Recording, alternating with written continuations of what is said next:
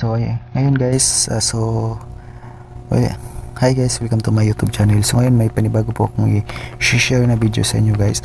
So sa video ito is paano po ba i-remove yung nakalink na Avast VPN sa ating Google account. So kung meron kayong Avast VPN guys na hindi na po magagamit, tapos gusto nyo i-remove para po hindi po siya automatically nagbabawas sa ating mga GCash pag hindi na po natin ginagamit. So ako guys is hindi ko na po nagagamit yung Avast VPN ko, at ayun, kailangan na po natin i-remove para hindi po automatically na nagbabawas sa ating GCash yung bayad ng VPN. So ayan guys, ipapakita ko sa inyo kung paano. So punta tayo sa Play Store.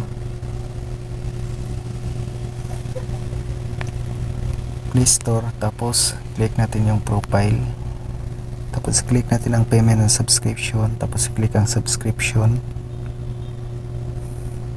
tapos i-click niyo yun guys. Avast Secure LAN VPN is every month po ako nagbabayad niyan guys, is every month po ako nagbabayad ng 49 pesos a month. So i-click natin ang post payment. Wait lang guys, i-click natin mali, i-click pala ang cancel subscription, tapos i-click natin itong no thanks, tapos ito po yung guys, what making you cancel. So ano daw ang reason bakit natin i-cancel. Before canceling, let us know you're leaving or respond my shared with the developer. So ito yun, pili lang kayo. I don't use this service enough cause related this reason I found a better app. Technical issue, decline to answer. So ayun, i-click natin ang decline to answer, tapos i-click ang continue. So your subscription will be cancelled at the end of your billing period on July 25, 2023, and you won't be charged anymore.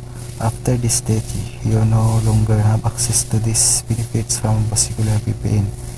So ayun, tapos click natin ang cancel subscription. So pag i-click yan guys, is automatically po yan na naka-cancel po yung subscription ng ating ng Avast VPN pag i-click po niyo yan. Pagkatapos i-click niyo ang cancel subscription, so ayun, Avast Secure LAN VPN is and previously cancel 1 month subscription will end on July 21. So ayun, tapos kung gusto niyo i-resubscribe guys, i-click lang nyo itong resubscribe. So yan lang po ang gagawin nyo guys kung paano cancel ang subscription in Avast VPN. At dito po nagtatapos itong mga video at guys, at thank you for watching.